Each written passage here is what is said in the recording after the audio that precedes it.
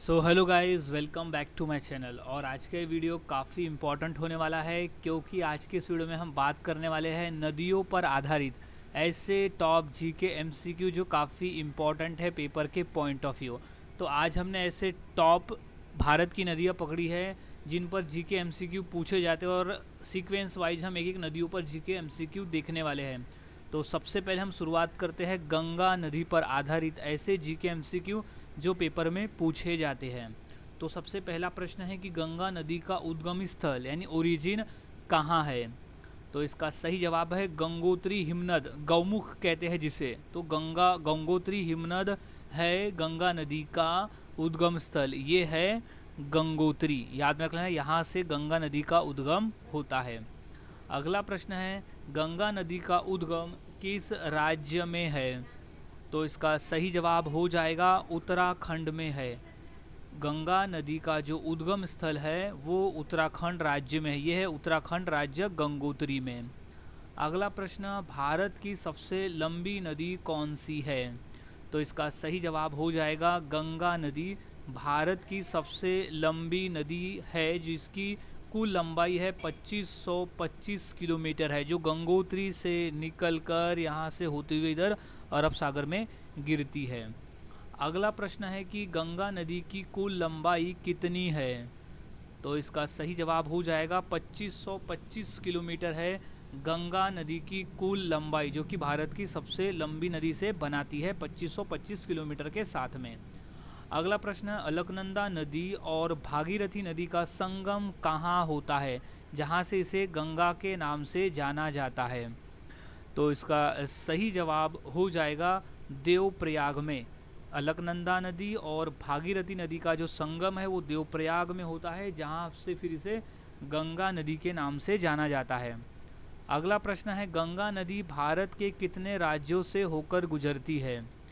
तो इसका सही जवाब है टोटल 5 राज्यों से होकर गुजरती है गंगा नदी, भारत के 5 राज्यों से, जिसमें उत्तराखंड, उत्तर प्रदेश, बिहार, झारखंड और पश्चिम बंगाल, इतने राज्य हैं। टोटल 5 राज्य है जहाँ से गंगा नदी गुजरती है। अगला प्रश्न है गंगा नदी को बांग्लादेश में किस नाम से पुकारा जाता है। तो वहाँ उसे पद्मा कहते हैं। गंगा नदी को बांग्लादेश में पद्मा नाम से जाना जाता है। अगला प्रश्न है गंगा और ब्रह्मपुत्र की संयुक्त धारा को क्या कहते हैं। तो उसे मेघना कहा जाता है। गंगा और ब्रह्मपुत्र की संयुक्त जल धारा को मेघना कहा जाता है। अगला प्रश्न है विश्व का सबसे बड़ा डेल्टा सुंदरबन डेल्टा किन नदियों द्वारा बनाया जाता है। तो इसका सही जवाब है गंगा और ब्रह्मपुत्र नदियाँ जो है वो विश्व का सबसे बड़ा डेल्टा सुंदरबन डेल्टा बनाते हैं। अगला प्रश्न है गंगा की सबसे बड़ी सहायक नदी कौन सी है। तो इसका सही जवाब हो जाएगा यमुना नदी है। गंगा नदी की सबसे बड़ी सहायक नदी जो है वो यमुना नदी है, ये वाली नदी जो कि यमुना नदी मिलती है गंगा में। अगला प्रश्न है किस नदी को बिहार का शोक कहा जाता है, जो कि गंगा में आकर मिलती है।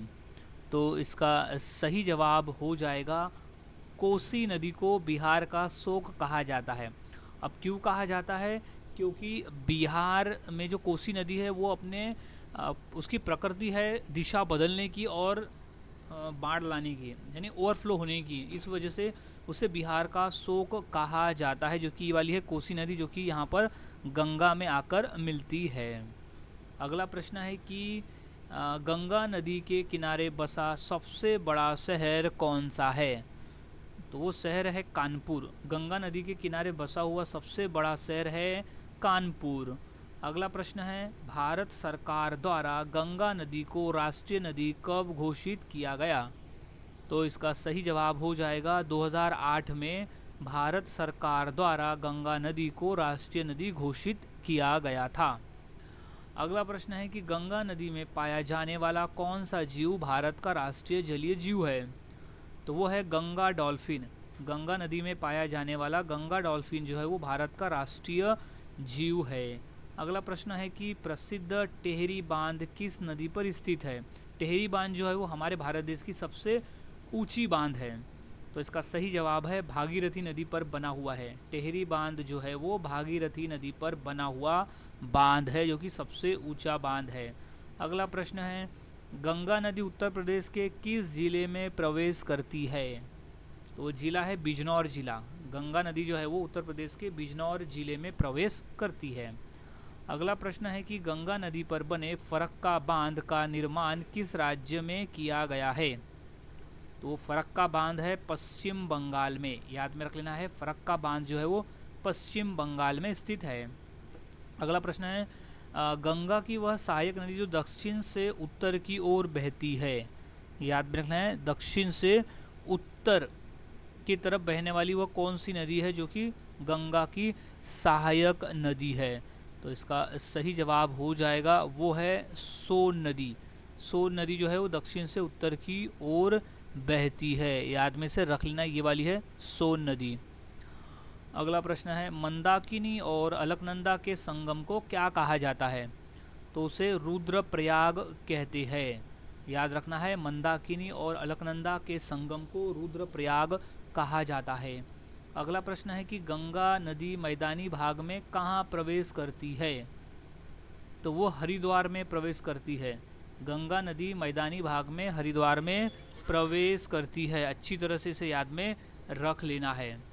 सो अब नेक्स्ट क्वेश्चन है कि नमामि गंगे परियोजना की शुरुआत कब हुई थी? तो इसका सही जवाब है जून 2024 में जून 2014 में नमामि गंगे परियोजना की शुरुआत हुई थी। अगला प्रश्न है कि यमुना नदी गंगा में कहाँ मिलती है? तो सही जवाब है प्रयागराज में मिलती है, जहाँ इन्हें त्रिवेणी संगम कहते हैं, जहाँ गंगा, यमुना और सरस्वती नदी मिलती है प्रयागराज में। अगला प्रश्न है कि पश्चिम बंगाल में गंगा नदी दो धाराओं में बढ़ जाती है, एक हुगली और दूसरी कौन सी है? तो दूसरी जो है वो भागीरथी नदी है, याद में रखना है। पश्चिम बंगाल में गंगा जो है वो दो नदी में बढ़ जाती है। पहली नदी है हुगली नदी और दूसरी नदी है भागीरथी नदी। अगला प्रश्न है, भागीरथी और भिलंगना नदी के संगम पर कौन सा प्रसिद्ध बांध बना हुआ है? तो ये बांध है टिहरी बांध, याद रखना है। भागीरथी और भिलंगना नदी के संगम पर टिहरी बांध बना हुआ है।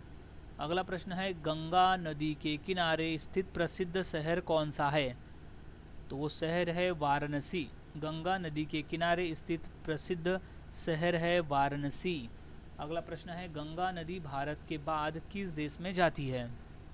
तो वो जाती है बांग्लादेश में। गंगा नदी जो है वो भारत के बाद में बांग्लादेश में जाती है, जहाँ उसे पद्मा कहा जाता है, याद में रख लेना है। बांग्लादेश में गंगा नदी को पद्मा कहते हैं। अगला प्रश्न है कि गंगा नदी का पौराणिक नाम क्या है? तो पौराणिक नाम में उसे भागीरथी, जाह्नवी और मंदाकिनी, ये तीनों कहा जाता है पौराणिक नाम में। तो ऑप्शन नंबर हो जाएगा ऑप्शन नंबर डी की उपरोक्त सभी इसका सही जवाब हो जाएगा कि तीनों कहा जाता है पौराणिक नाम है। अगला प्रश्न है, गंगा नदी का संगम किस मेले के लिए प्रसिद्ध है? तो वो कुंभ मेले के लिए प्रसिद्ध है। गंगा नदी का जो संगम है वो कुंभ मेला के लिए प्रसिद्ध मेल है। अगला प्रश्न है कि गंगा एक्शन प्लान किस वर्ष शुरू किया गया था? तो वो 1985 में शुरू किया गया था। गंगा एक्शन प्लान जो है वो 1985 में शुरू किया गया था। अगला प्रश्न है कि गंगा नदी कहाँ जाकर समाप्त होती है? तो वो है बंगाल की खाड़ी में, याद में रख लेना है। उसे बंगाल की खाड़ी कहते हैं, जहाँ पर गंगा नदी जाकर समाप्त होती है, मिल जाती है। तो ये है बंगाल की खाड़ी का पोर्शन। अगला प्रश्न है कि अब हम बात करेंगे ब्रह्मपुत्र नदी के ऊपर आधारित जीके MCQ, जो कि ये भी क्वेश्चन पेपर में आते हैं। तो ब्रह्मपुत्र नदी का जो उद्गम कहाँ से होता है? तो वो होता है चोमायुलुंग हिमनद से। चोमायुंगडुंग हिमनद से होता है ब्रह्मपुत्र नदी का उद्गम। ये वाला पोर्शन है, ये है ग्लेशियर चोमायुगलुडुंग।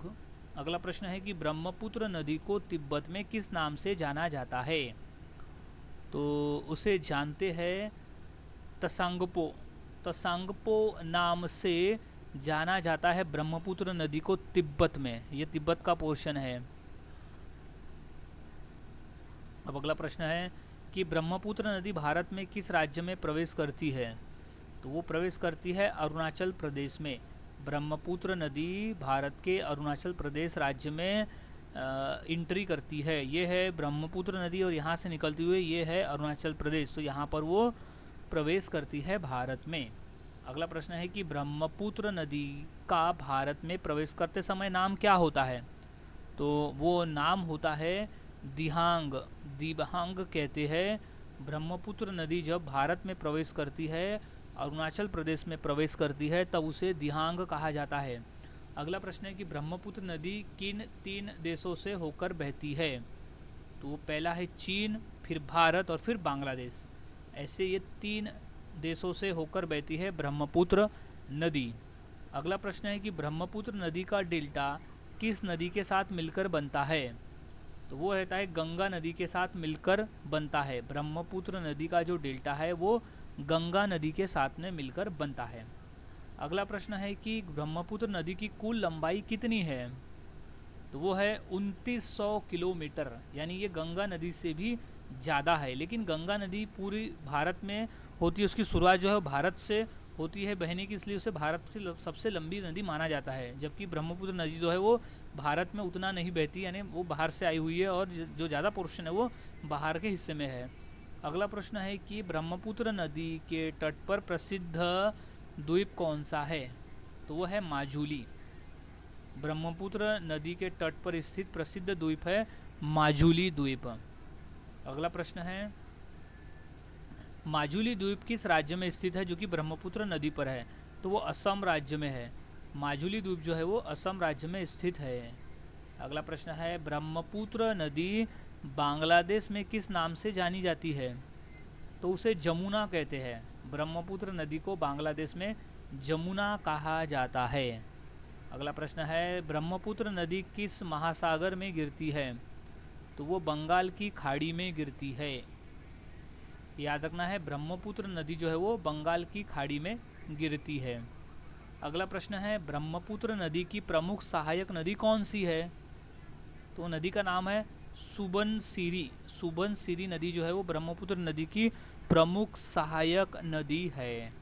अब अगला प्रश्न है कि ब्रह्मपुत्र नदी का मैदान किस राज्य में प्रसिद्ध है? तो वह है असम राज्य में। ब्रह्मपुत्र नदी का जो मैदान है वो असम राज्य में प्रसिद्ध है। अगला प्रश्न है ब्रह्मपुत्र नदी के किनारे स्थित प्रमुख शहर कौन सा है? तो वो है गुवाहाटी। असम की राजधानी है गुवाहाटी और वो है ब्रह्मपुत्र नदी के किनारे स्थित। अगला प्रश्न है ब्रह्मपुत्र नदी का जल प्रवाह किस राज्य में सबसे चौड़ा है?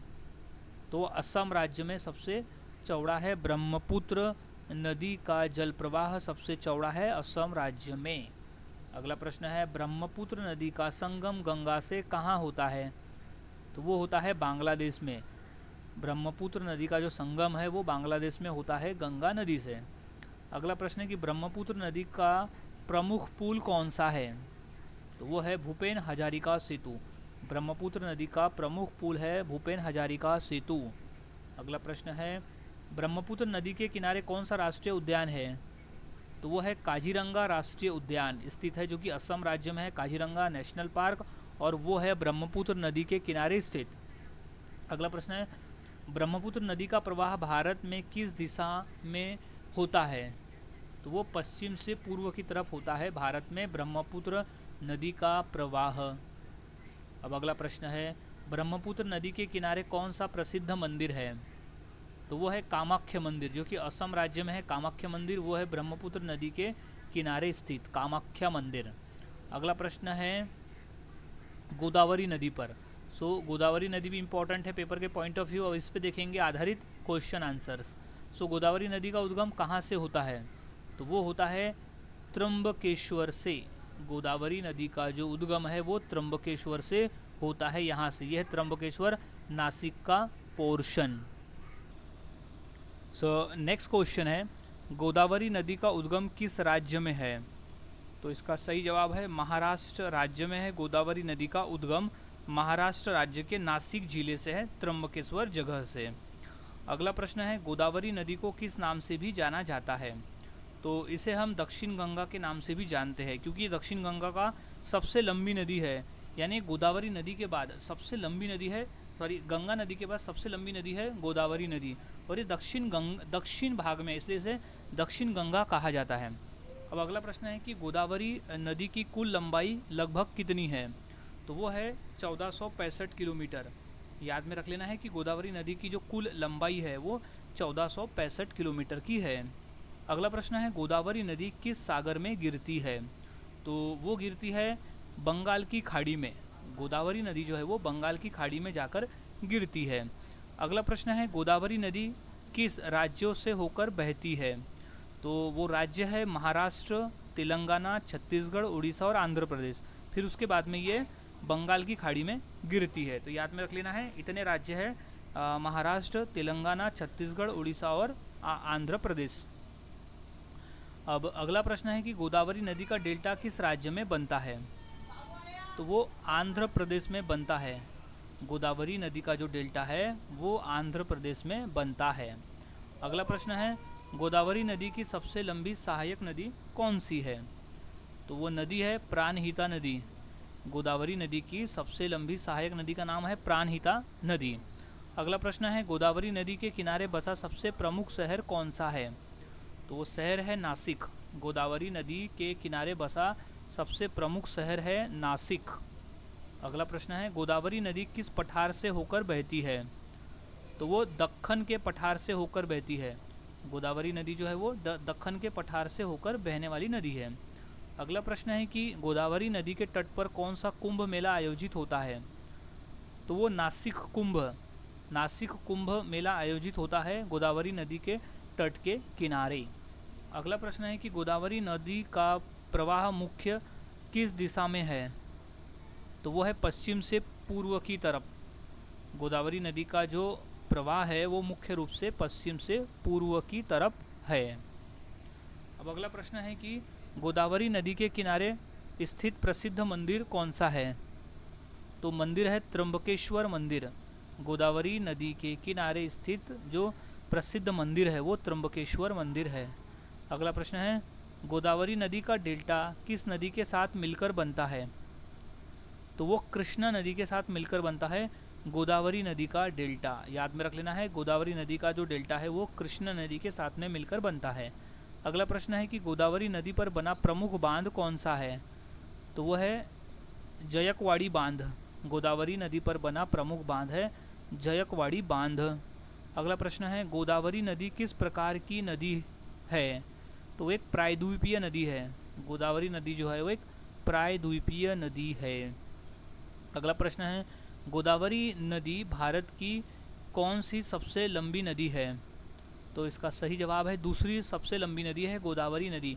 पहले नंबर पर है गंगा नदी और दूसरे नंबर पर है गोदावरी नदी, जो कि भारत की सबसे लंबी नदियों में से है। सो अब हम बात करेंगे कावेरी नदी के ऊपर में जीके MCQ। अब कावेरी नदी का जो उद्गम कहाँ से होता है? तो वो होता है ब्रह्मगिरी पहाड़ी से। याद में रख लेना है कि कावेरी नदी का जो उद्गम है वो ब्रह्मगिरी की पहाड़ियों से होता है। अच्छे से याद में रख ले, ये वाला है। अब नेक्स्ट क्वेश्चन है कि कावेरी नदी का उद्गम किस राज्य से है? तो वो है कर्नाटक राज्य के ब्रह्मगिरी पर्वत से होता है कावेरी नदी का उद्गम। तो ये है कर्नाटक राज्य और यह ब्रह्मगिरी पर्वत, यहाँ से कावेरी नदी बहकर जाती है। अगला प्रश्न है कि कावेरी नदी किस सागर में गिरती है? तो वो बंगाल की खाड़ी में गिरती है। कावेरी नदी जो है वो बंगाल की खाड़ी में गिरती है। अगला प्रश्न है कि कावेरी नदी की कुल लंबाई लगभग कितनी है?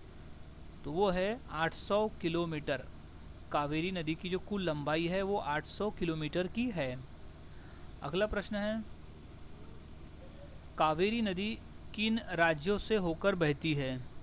तो वो राज्य है कर्नाटक, तमिलनाडु और केरल। कावेरी नदी जो है वो कर्नाटक, तमिलनाडु और केरल राज्यों से होकर बहती है। अगला प्रश्न है कावेरी नदी पर बना प्रसिद्ध जलप्रपात कौन सा है? तो वो है शिव समुद्रम जलप्रपात। शिव समुद्रम जलप्रपात है कावेरी नदी पर बना प्रसिद्ध जलप्रपात।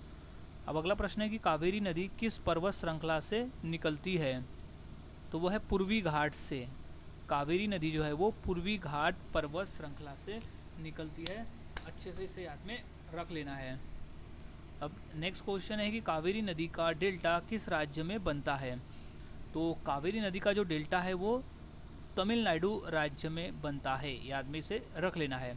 अब नेक्स्ट क्वेश्चन है कि कावेरी नदी पर बना प्रसिद्ध बांध कौन सा है। तो वो बांध है कृष्णराज सागर बांध। कावेरी नदी पर बना प्रसिद्ध बांध है कृष्णराज सागर बांध। अगला प्रश्न है कावेरी नदी के तट पर प्रसिद्ध मंदिर कौन सा है। तो है श्री रंगनाथ स्वामी मंदिर। कावेरी नदी के तट पर बना जो प्रसिद्ध मंदिर है वो है श्री रंगनाथ मंदिर। अगला प्रश्न है कावेरी नदी पर बना मेत्तूर बांध किस राज्य में है। तो वह है तमिलनाडु राज्य में है मेत्तूर बांध। अगला प्रश्न है कावेरी नदी के किनारे कौन सा प्रसिद्ध तीर्थ है। तो वो है श्रीरंगम तीर्थ। कावेरी नदी के किनारे जो है वो श्रीरंगम तीर्थ है। अगला प्रश्न है कावेरी नदी के किनारे स्थित प्रमुख शहर कौन सा है। तो इसका सही जवाब हो जाएगा तिरुचिरापल्ली। कावेरी नदी के किनारे स्थित प्रमुख शहर है तिरुचिरापल्ली। अगला प्रश्न कावेरी नदी का प्रवाह किस दिशा में है। तो वो दक्षिण पूर्व दिशा में। कावेरी नदी का प्रवाह जो है वो दक्षिण पूर्व दिशा में है।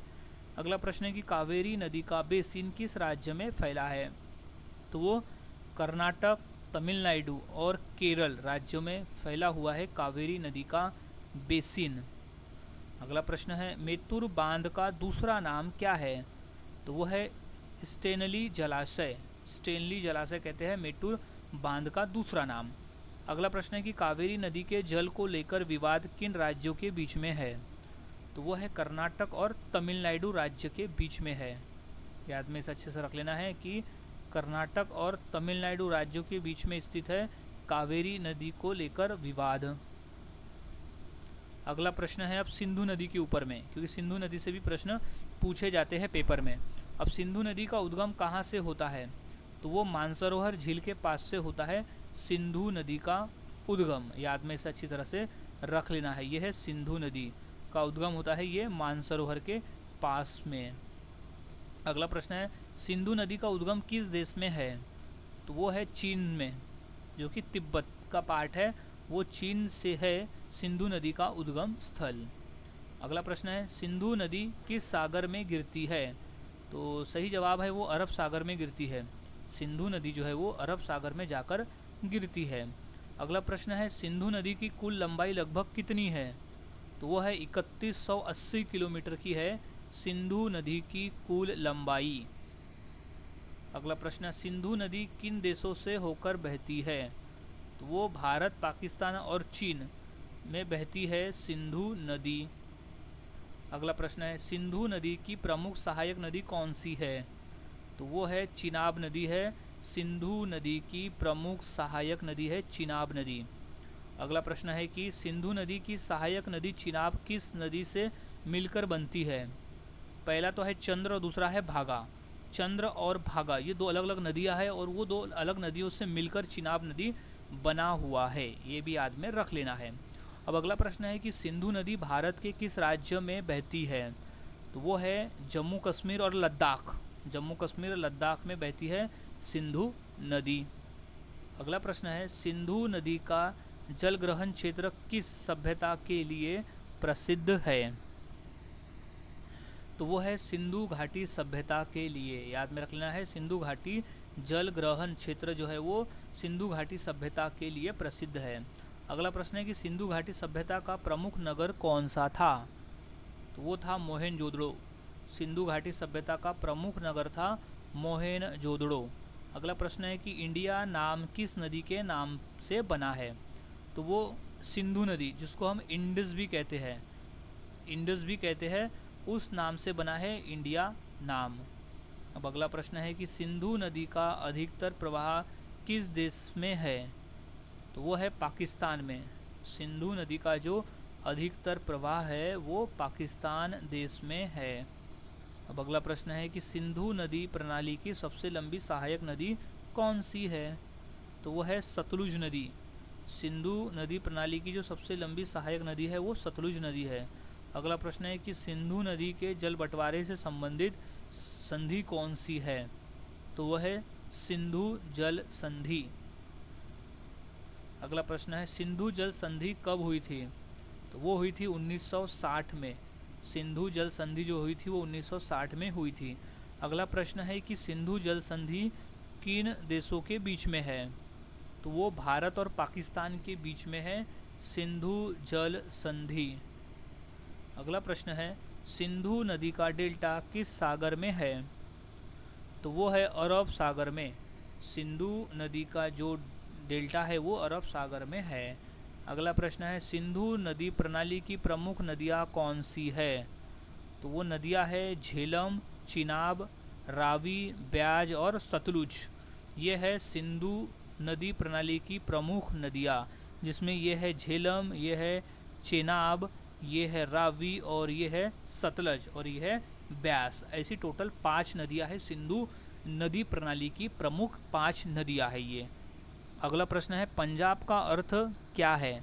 तो पंजाब का अर्थ होता है 5 नदियों की भूमि, होता है पंजाब का अर्थ, जो कि एक राज्य का नाम है।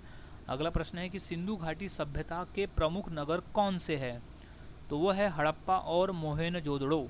हड़प्पा और मोहेनजोदड़ो है सिंधु घाटी सभ्यता के प्रमुख नगर। सो अब नेक्स्ट क्वेश्चन है यमुना नदी पर आधारित प्रश्न। सो यमुना नदी का उद्गम कहाँ से होता है? तो इसका सही जवाब है यमुनेत्री ग्लेशियर से होता है यमुना नदी का उद्गम। यह है यमुनेत्री से, यहाँ से होता है यमुना नदी का उद्गम। अगला प्रश्न है यमुना नदी का उद्गम कहाँ से होता है, यानी किस राज्य से होता है? तो इसका सही जवाब है उत्तराखंड से होता है यमुना नदी का उद्गम। अगला प्रश्न है यमुना नदी किस नदी की प्रमुख सहायक नदी है? तो वो है गंगा नदी की। यमुना नदी जो है वो गंगा नदी की प्रमुख सहायक नदी है। अगला प्रश्न है यमुना नदी का गंगा नदी में संगम कहाँ होता है? तो सही जवाब है प्रयागराज में। यमुना नदी का जो गंगा नदी में संगम है वो प्रयागराज में होता है। अगला प्रश्न है यमुना नदी की कुल लंबाई लगभग कितनी है? तो वो है 1376 किलोमीटर है यमुना नदी की कुल लंबाई। अगला प्रश्न यमुना नदी का दूसरा नाम क्या है? तो वो होता है कालिंदी। यमुना नदी को कालिंदी नदी के नाम से भी जानते हैं। अगला प्रश्न है यमुना नदी का प्रमुख शहर कौन सा है? तो वो है दिल्ली। यमुना नदी का प्रमुख शहर है दिल्ली, जो कि दिल्ली यमुना नदी के किनारे बसा हुआ है। अगला प्रश्न है कि यमुना नदी के किनारे स्थित प्रसिद्ध स्मारक कौन सा है? तो वो है ताजमहल। यमुना नदी के किनारे स्थित प्रसिद्ध स्मारक है ताजमहल। अगला प्रश्न है कि यमुना नदी का संगम किस स्थान पर होता है? तो वो होता है त्रिवेणी संगम पर। यमुना नदी का जो संगम है वो त्रिवेणी संगम स्थान पर होता है। अगला प्रश्न है त्रिवेणी संगम में कौन कौन सी नदियाँ मिलती है? तो नदी के नाम है गंगा, यमुना, सरस्वती। त्रिवेणी संगम पर मिलती है गंगा, यमुना और सरस्वती नदी। अगला प्रश्न है यमुना नदी की सबसे बड़ी सहायक नदी कौन सी है? तो उसका नाम है टोंस नदी। यमुना नदी की सबसे बड़ी सहायक नदी का नाम है टोंस नदी। अगला प्रश्न है यमुना नदी किस नदी प्रणाली का भाग है? तो वो गंगा नदी प्रणाली का भाग है यमुना नदी। अगला प्रश्न है यमुना नदी के किनारे कौन सा प्रसिद्ध मंदिर है? तो वो है बाके बिहारी मंदिर। यमुना नदी के किनारे स्थित है बाके बिहारी मंदिर। अगला प्रश्न है यमुना नदी के किनारे कौन सा प्रसिद्ध किला है? तो सही जवाब है आगरा किला। यमुना नदी के किनारे जो है वो आगरा किला है। अगला प्रश्न है यमुना नदी की कुल लंबाई लगभग कितनी है? तो वो है 1376 किलोमीटर है यमुना नदी की कुल लंबाई। अगला प्रश्न है यमुना नदी का उद्गम किस ग्लेशियर से है? तो इसका सही जवाब हो जाएगा यमुनेत्री ग्लेशियर से है। यमुना नदी का जो उद्गम है वो यमुनेत्री ग्लेशियर से है।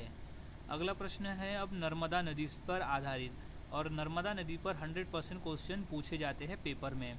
सो नर्मदा नदी का जो उद्गम कहाँ से होता है, तो वह है अमरकंटक पठार से होता है नर्मदा नदी का उद्गम।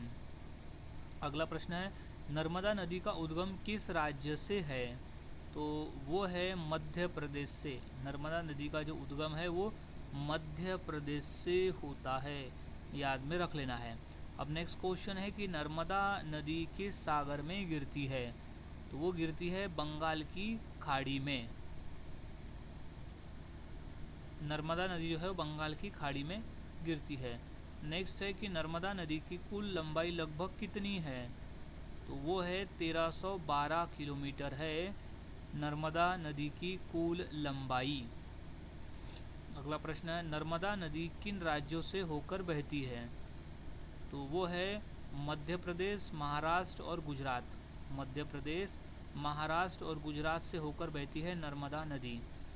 अगला प्रश्न, नर्मदा नदी के किनारे प्रसिद्ध शहर कौन सा है, तो वो है जबलपुर। नर्मदा नदी के किनारे जो है वो जबलपुर है।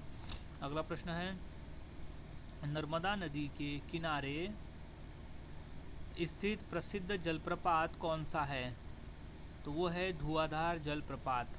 नर्मदा नदी के किनारे धुआंधार जलप्रपात स्थित है। अगला प्रश्न है, धुआंधार जलप्रपात किस शहर के पास है, तो वो है जबलपुर में। धुआंधार जलप्रपात जो है वो जबलपुर शहर में है। अगला प्रश्न है, नर्मदा नदी किस पर्वत श्रृंखला के बीच बहती है, तो वह है विंध्य और सतपुड़ा। नर्मदा नदी जो है वो विंध्य और सतपुड़ा पर्वत श्रृंखला के बीच बहती है। अगला प्रश्न है कि नर्मदा नदी की प्रमुख सहायक नदी कौन सी है, तो वो है तवा नदी। तवा नदी के नाम से है नर्मदा नदी की प्रमुख सहायक नदी। अगला प्रश्न है कि नर्मदा नदी के किनारे कौन सा प्रसिद्ध मंदिर है, तो है ओमकारेश्वर मंदिर है, नर्मदा नदी के किनारे बसा हुआ। अगला प्रश्न है, नर्मदा नदी के किनारे प्रसिद्ध संगमरमर की घाटी कहाँ है, तो वह है भेड़ाघाट में। नर्मदा नदी के किनारे प्रसिद्ध संगमरमर की जो घाटी है वो भेड़ाघाट में है। अगला प्रश्न है कि नर्मदा नदी किस प्रकार की घाटी बनाती है, तो वह है रिफ्ट घाटी बनाती है। नर्मदा नदी जो है वो रिफ्ट घाटी बनाती है। अगला प्रश्न है, नर्मदा नदी का दूसरा नाम क्या है, तो वो है रेवा। नर्मदा नदी का जो दूसरा नाम है वो है रेवा। अगला प्रश्न है, नर्मदा नदी का प्रमुख बांध कौन सा है, तो वो है सरदार सरोवर बांध। ये मोस्ट इम्पॉर्टेंट प्रश्न है कि सरदार सरोवर बांध जो है वो नर्मदा नदी पर बना हुआ बांध है।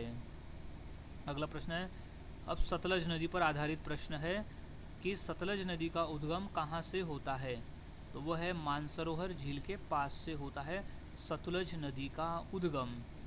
अगला प्रश्न है, सतलज नदी का उद्गम किस देश में है, तो वो है चीन में, जो कि तिब्बत के पास है सतलज नदी का उद्गम।